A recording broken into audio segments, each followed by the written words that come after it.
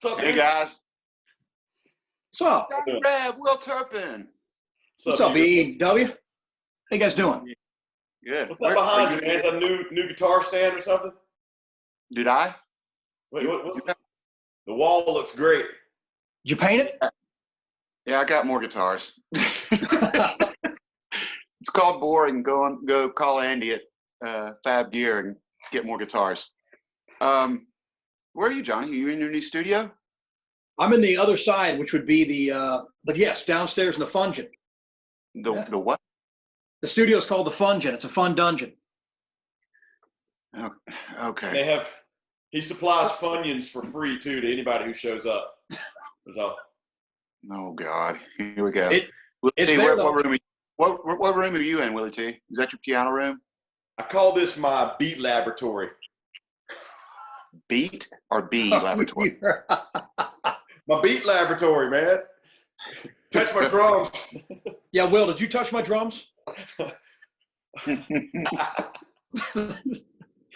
So what we're doing here is I'm going to kind of just interview y'all. I know so much about y'all, but our fans, I don't think do. And I'm try to ask questions. I think I'm going to try to ask some that I don't even know. I'm going to start with those, to be honest with you. And then we have some questions from fans that I'll ask y'all. And it's just, just be free flowing. I know y'all will. Act like it's, time to go on stage, man. It's a fun time. Oh God, somebody wake Dean up.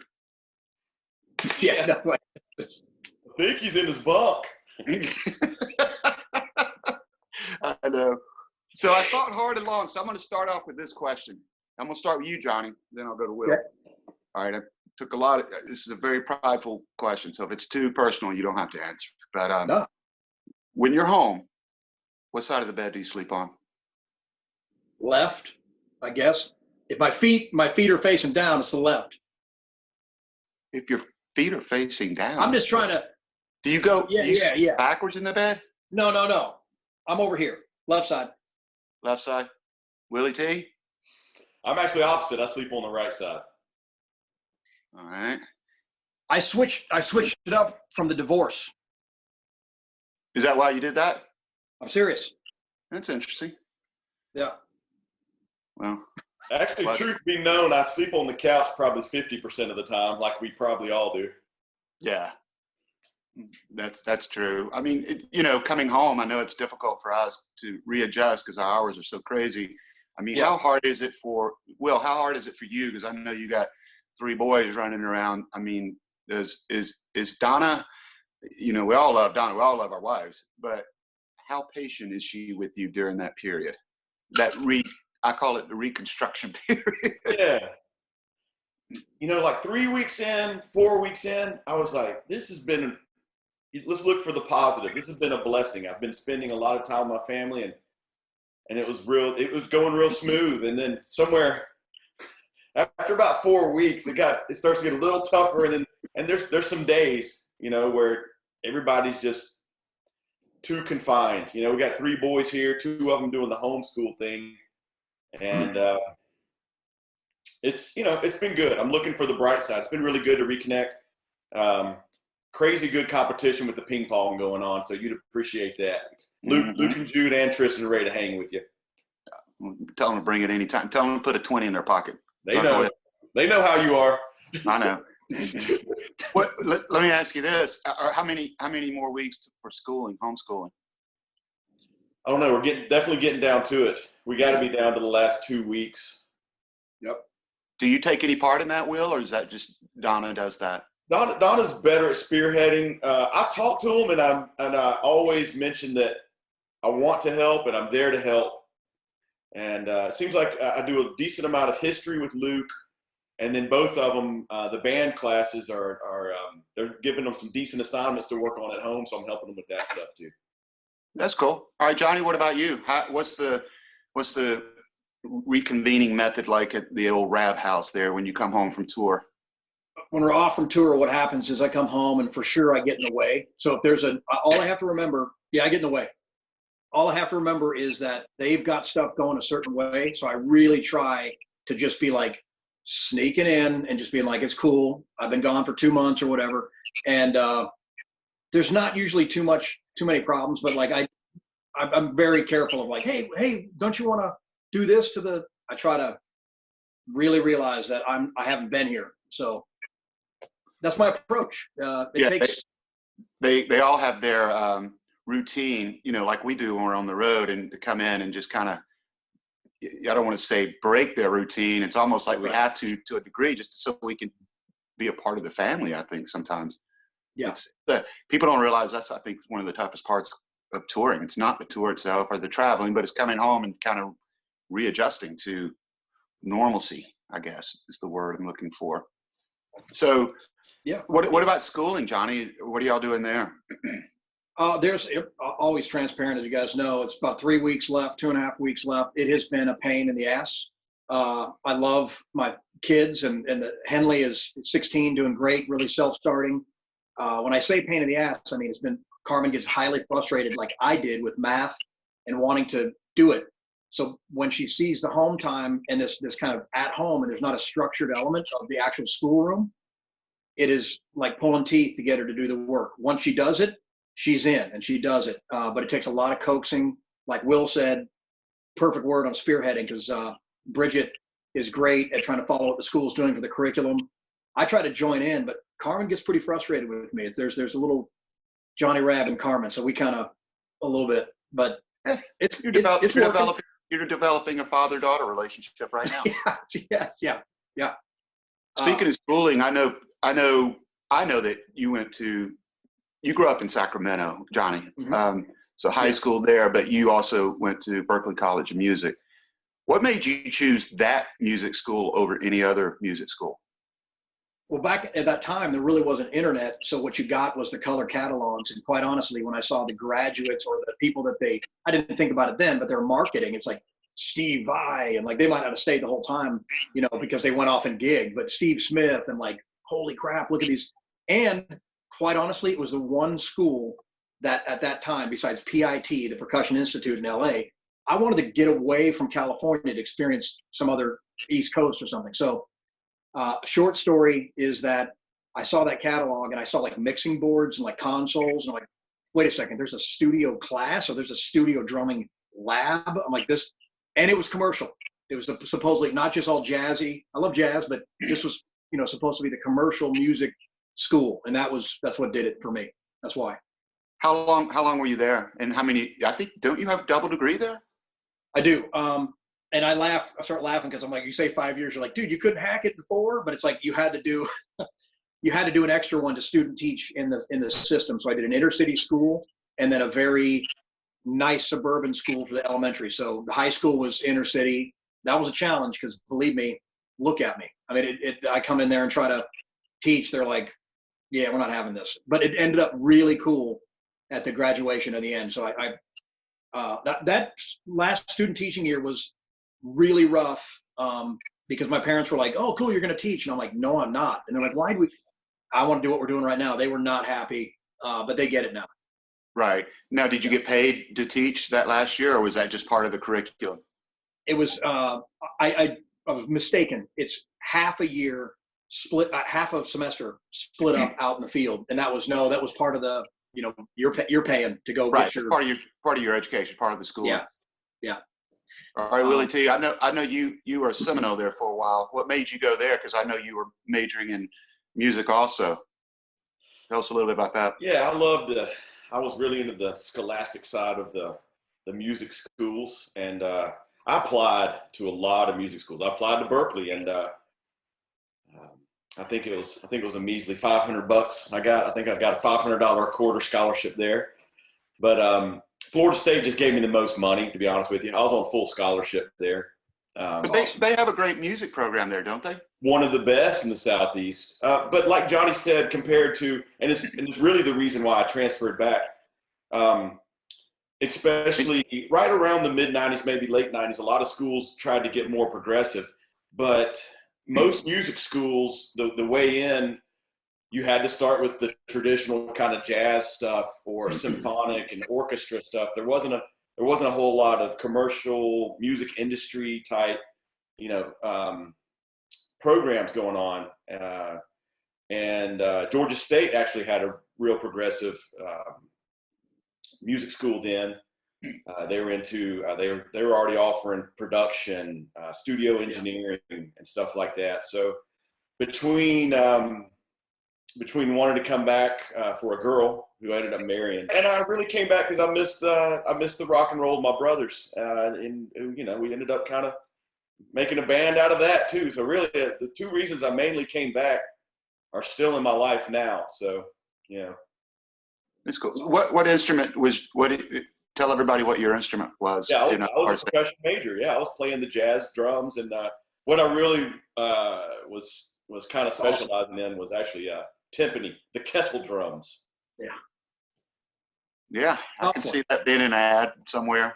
We need a timpani player. What you know, I wonder about this, you know, because your father Bill was such an influence on everybody, me, you. What was it like growing up with him, you know, being such a, you know, he was a musical icon around Atlanta, you know, even when he started Reel to Reel. Give us a little history on that. And seriously, what was it like, you know, because people always ask me what it's like growing up a preacher's kid and not giving my answer, but I want to know what it was like growing up, you know, with your dad being, you know, just thinking outside the line. First off, opening a studio in Stockbridge, Georgia. I mean, it's just not, you know, he was just kind of out there in a great way of thinking and progressive in music and musical ideas. So give us a little history on that, if you don't mind. Well, the one thing I always mentioned about my father was if he like you said, he would have some progressive ideas, but if he had an idea, other humans had done it, he knew he could do it. He would buy the book and he would go do it. Growing up, I saw our dining room table was never a dining room table. My dad would make that a graphic design table. If he was doing graphic design for his own record label, he would make it a table where he was making plans on how to build an echo chamber in a studio. And so I saw a lot of that. I saw my dad's ingenuity and his do-it-yourself attitude. If this is something that other humans can do, I can definitely do it. He'd get the book and he would do it. So that was that when I look back was influential.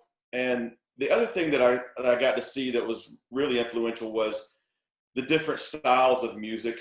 And you were a part of that as well, as far as you got to see that as well at Reel to Reel. We were influenced by all the different styles of music. It didn't matter if it was gospel, R&B, some of the bluegrass bands. I used to love trying to just stick my ear in there when one of my favorite bluegrass bands was down there jamming. And between that and just the amount of music that was in the home or the studio, I feel like those were you know, something that a lot of people may not get influenced by at a young age, but it was just around me from day one. It was all music from day one, and it was all because of my father. Did you always feel you would be in music?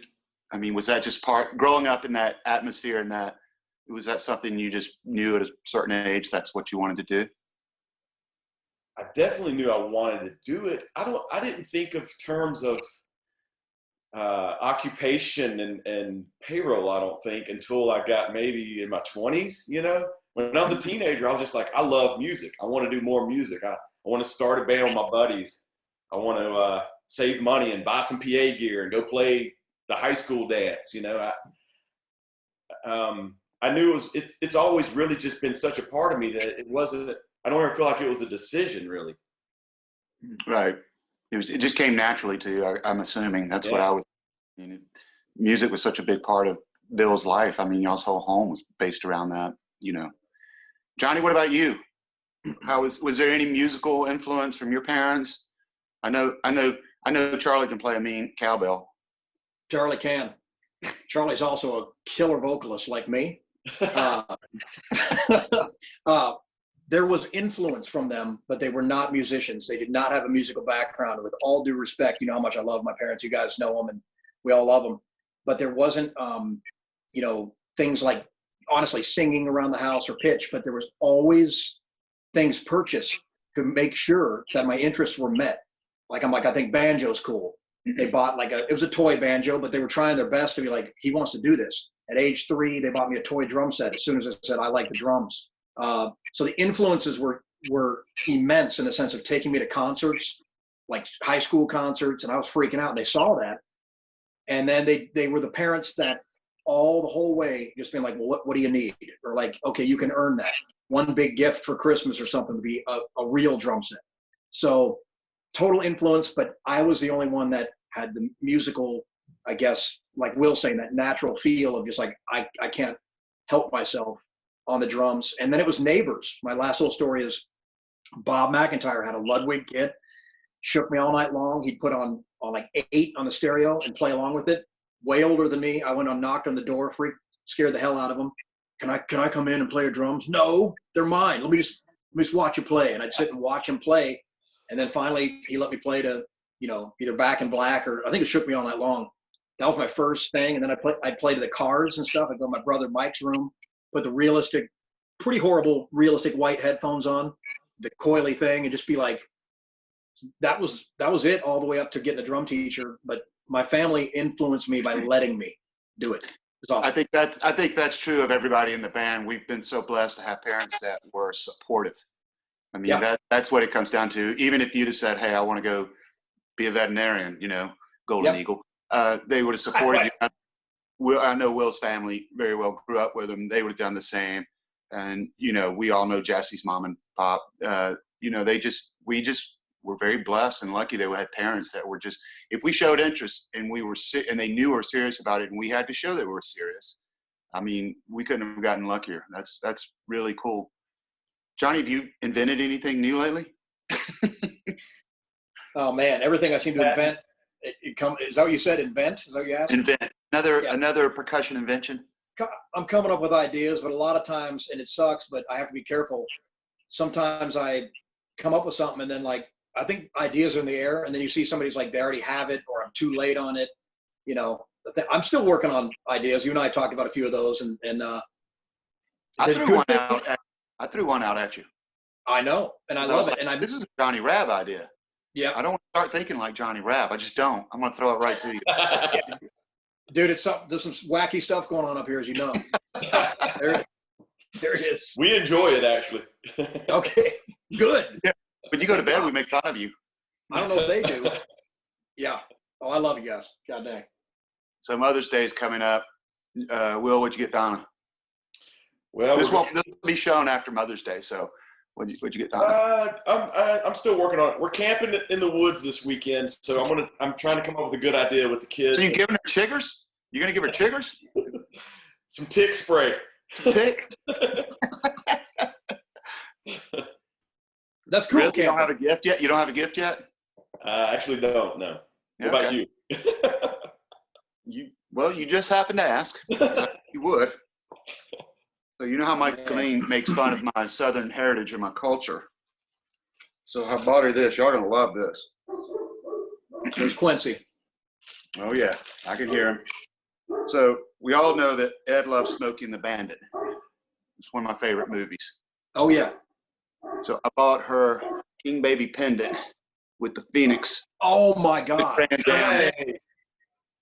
Nice. Yeah, she's gonna hate me. Bandit one.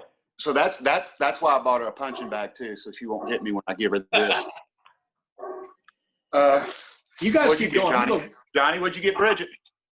I got her. I already ordered. I know it's gonna be aired after. I ordered her. She loves flowers. I know that's the obvious cliche thing, but I ordered her a big thing of a bouquet of just like spring style flowers.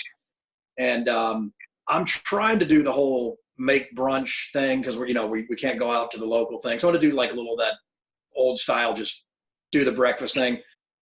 Let's hope this. 2 years ago, Mother's Day, the Fungin flooded, and I was up making brunch, and Mother's Day took a turn. Let's put it that way. Selfishly, I was like, it's flooded? She's like, yep. I'm like, so, yeah. But I'm going to hang with her. I think my other, mother-in-law is taking care of Carmen, and Henley's at her dad's. So we'll get to hang and have a little time. That's good. Ooh. Do you cook? Are you a good cook, Johnny? I'm okay, not at like grilling steaks and burgers and stuff. Well, Will, that's what you do, don't you? You're a grill master, right? I do like cranking up the green egg. Yeah, I knew you'd throw that in there. We like Yeah. the green egg. What are y'all doing for exercise? Will, what are you doing for exercise? Yeah, well, we're here in golf cart land here in Peachtree City. So basically, we don't use the golf cart. We use the bikes. We get out and bike a decent amount. Good paths around here, just where you can exercise. Jude's 10th grade and Luke's 8th grade, so they get to with all these paths, they get to jump on bikes, and then they've been finding one or two friends, even when it was supposed to be socially, but they're teenagers and they're not hugging each other. They're riding bikes. So Boys will be boys. Let them go have fun. We do the same. We didn't allow any kids in the house, which doesn't bother me, but they go out and next thing you know, they're on the ground tussling and whatever they do. It's like, what if they have it? They got it now. Johnny, are you exercising at all?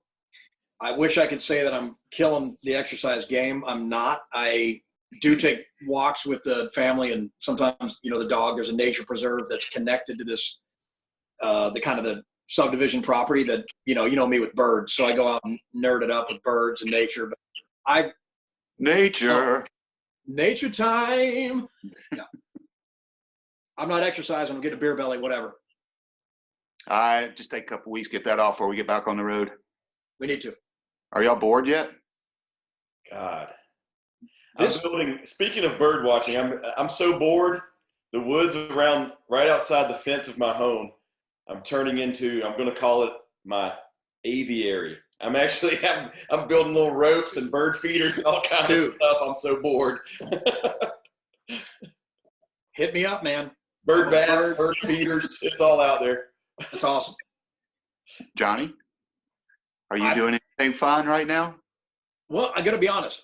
Because of this thing, I know everyone's doing it, but the live streaming thing, I've learned to use the whole open broadcasting system and multi-channel to live streaming, which I never thought I would definitely wouldn't have had time to do that. So I am like, you guys talk about that. Tell people what you've been doing. Tell them about your pod.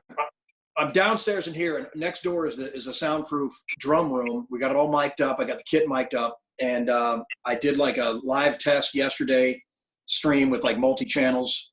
And the magic of the internet, I'm making the joke, the power of the internet has kind of helped me learn stuff that I wouldn't know. Like, you guys have the engineering background. I'm like, I understand what certain things are, but I'm like learning routing and signal flow and all the stuff that's like, what the hell? And as of today, we got all the channels being read on open broadcast system. So I'm not at all happy that this is going on in the world, but I do think I'm using some pretty good use of my time, and with family too. But Bridget works still big time from home. I mean, she is busy. So the days are spent in the Fungin studio trying to get drum sounds and learn. And I'm doing a lot of lessons on that, on Zoom. So okay, cool. Well, tell people about your show you've been doing. Oh, yeah. Coming up? Yeah. I actually had our good buddy Todd Sucherman from Styx yesterday. Nice. And that was really a good interview. I learned some stuff about him that I didn't know, and I've been friends with him for a long time. It's just go live with Johnny Rabb. Again, lots of folks doing it. I get it. It's not reinventing the wheel. I'm just using Instagram Live and interviewing unique folks, like whether it's Todd or the drummer from G Love is my friend and Special Sauce. And then I had a magician on there, which I told you guys about it was awesome. There was actually live doves on the stream. It was hilarious. So that's great. That's great. So when you do this, is it you interviewing or is it just a conversation back and forth?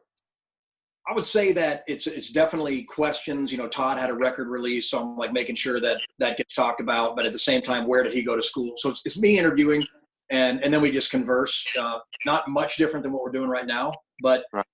Then the people pop up on the screen with Instagram Live asking questions or saying, hey, Todd, I love Styx, or I love your playing, and then you get to interact with the audience. That's great. You do it live, correct? Yeah. Do you have one coming up this week, or when's the next one?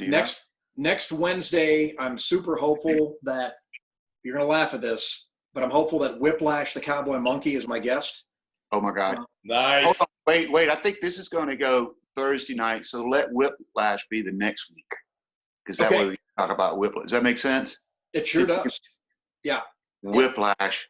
I'm just excited, the guy Kenny that we met, I'm not going to lie, Collective Soul has allowed us to meet and me to meet somebody. You wouldn't meet Whiplash the Cowboy Monkey if you're just hanging out as a human. We met him because he's at where we played. It's amazing. So yeah, some state fair. Yeah, what was it? Arizona? No, New Mexico State. It was Albuquerque, but yeah, New Mexico State Fair. Oh, that's right. That's right. Whiplash. You know, Dean's getting his colonels ready to pop some popcorn to watch Whiplash. Watch your show. I got my Whiplash hat. I found it the other day cleaning my closet out.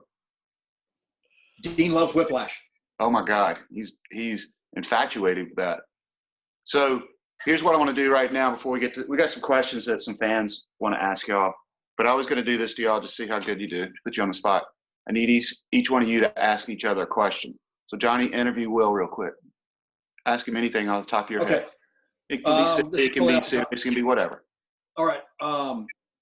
Turp, do you get to two things? Do you get to play the drums still at home and get on the kit and rock out? And while you're playing with me on stage, do you ever wonder, like, man, what is he doing over there? I would have played that differently. There you go. I don't miss getting behind. I don't crave getting behind the drum set. Very seldom do I still get behind the drum set. If I'm messing around and I can barely maybe teach Luke a smidget. Luke's one of your students now, and he's doing really well. He is. So I don't really get behind the drum set a lot.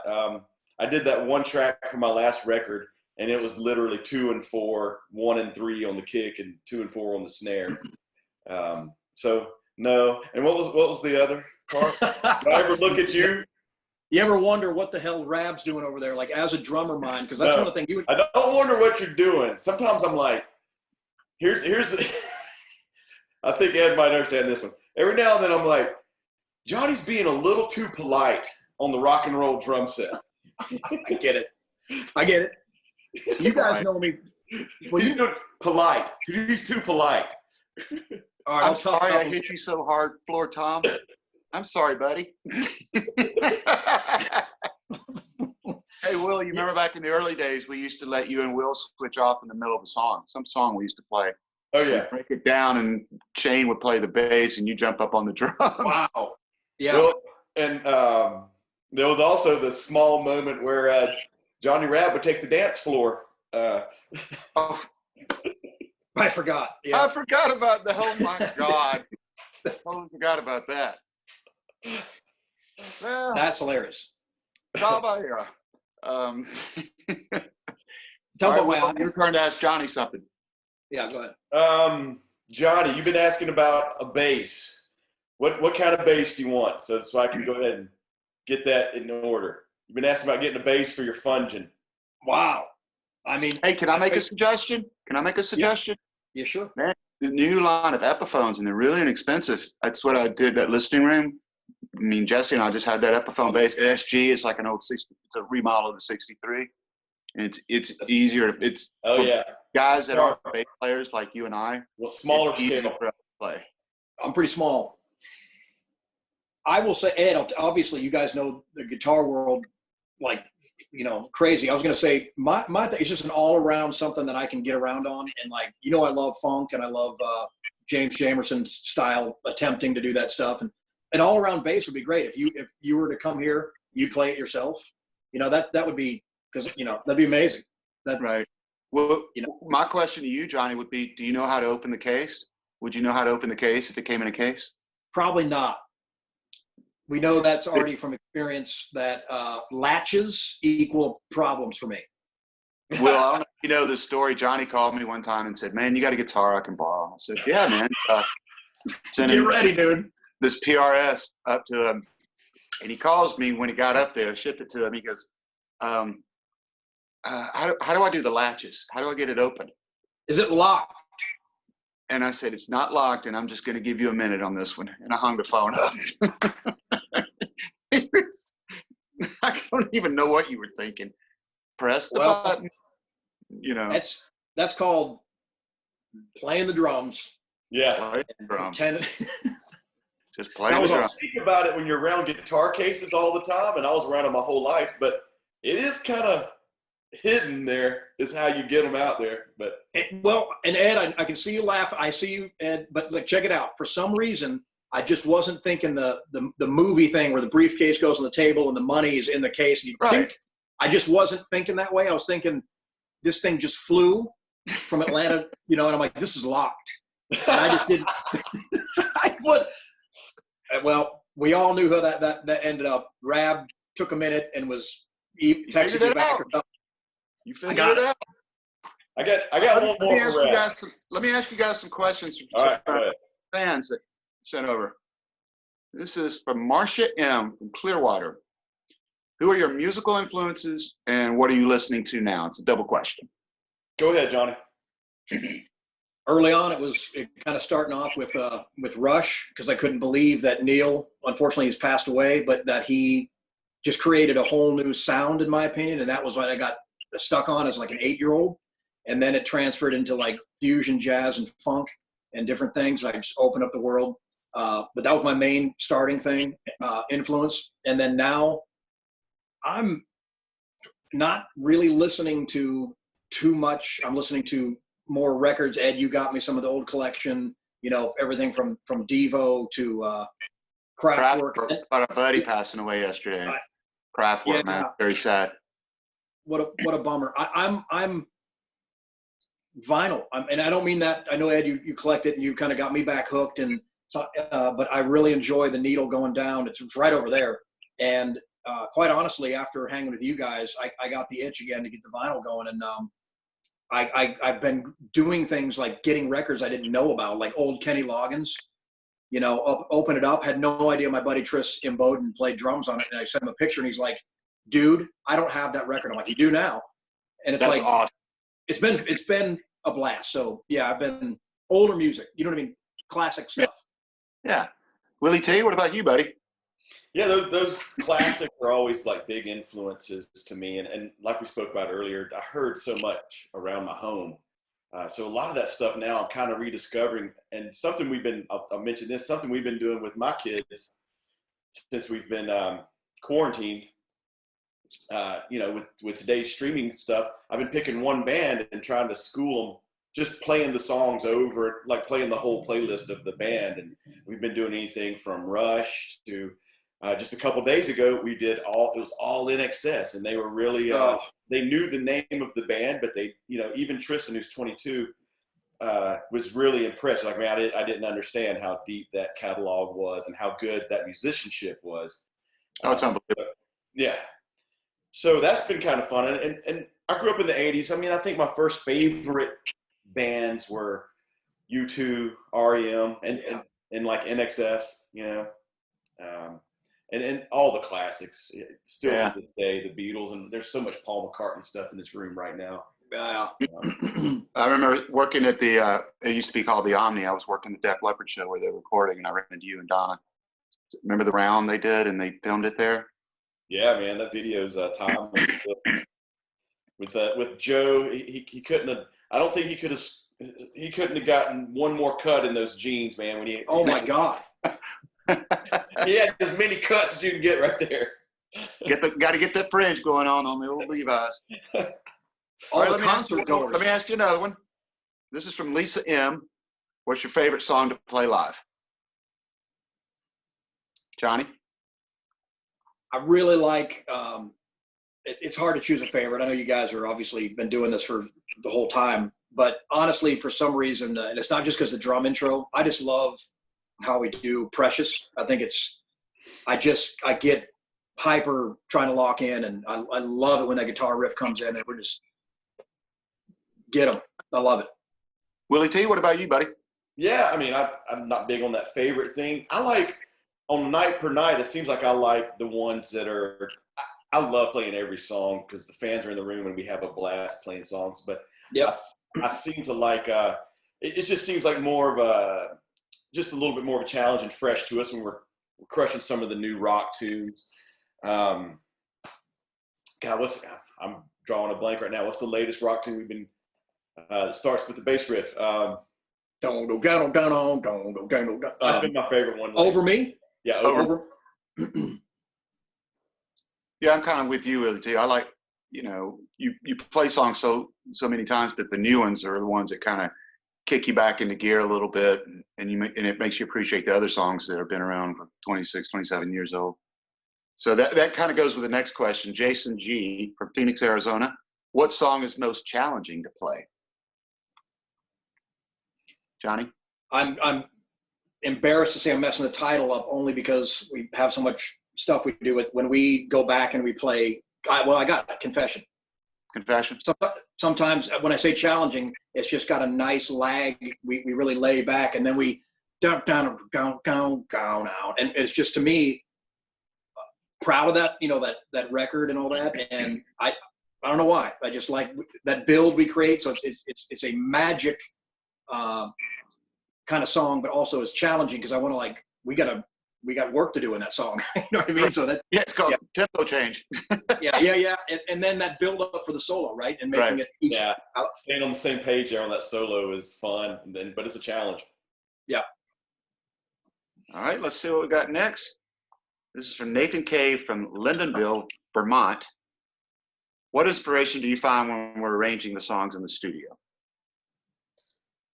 Go for it. What do we? What inspiration do we find when we're arranging the song in the studio? Like when we first get together and we got the song and we're kind of going, I mean, for me, I think we find that on our all together as a band. That's what I was about to say. My main inspiration is because we're together and creating music, and it's still. I tell people this all the time. 25 years later, I get those same feelings. I still get the hairs on my arms stand up when it's right. And that's what's inspirational, is using my ears and listening to my bandmates. Johnny?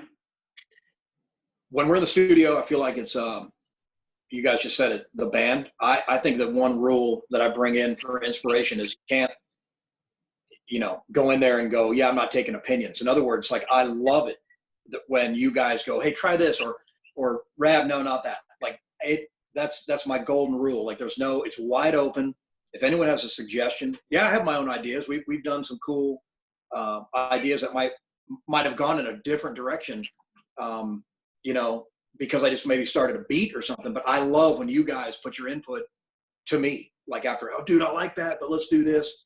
So, and sometimes, Ed, you come with, in my mind, I've heard of the dressing room maybe a few times, right? And so I kind of already preconceive maybe a feel or something like that you're looking for, or Turp with the bass lines. I might change it up if you have a different idea, and the guys on guitar too. But it's a wide open thing from everyone, from even Sean putting in input, and right. So yeah. So this kind of goes along with that same question as Steve C, because he's asking what the arrangement process and when we record, which I think y'all just both answered. It's we kind of sit around together as a band and knock it around. And that's the beautiful thing about this band. Of course there's ego, but there's no ego when we sit in a room together. It's all for one for all type process. Yeah. Once again, it's I think I can speak on behalf of y'all. We sit around and we go, no, yeah, Ed, no, maybe we try this, maybe we make this longer here or shorter here. And once again, I go back to Sean G, who really kind of is the referee of all of that, which is not really refereeing, but he's kind of rounding the herd of cats in the recording process. But I really do think it starts. So I'm going to ask my question from that, because y'all pretty much answered that. What do you think it takes? Johnny, how do you feel with Will, and Will, how do you feel with Johnny when y'all are starting together? What is the one characteristic y'all need from each other to start that rhythm section to really vibe there? What's the one word you would use? Because I have one, I think, but I'd like to hear what you would describe that as. Mine is probably just, if it was one word, feel. Okay. Will? Yeah, I don't know. I'm leaning towards a continuity kind of sticking in my brain. I don't know. But one thing I will say is when we do create, the great thing about what we do is we're not servicing our own ego ever. None of us are. We're always servicing the song and what feels best. And I think that makes us better as a group.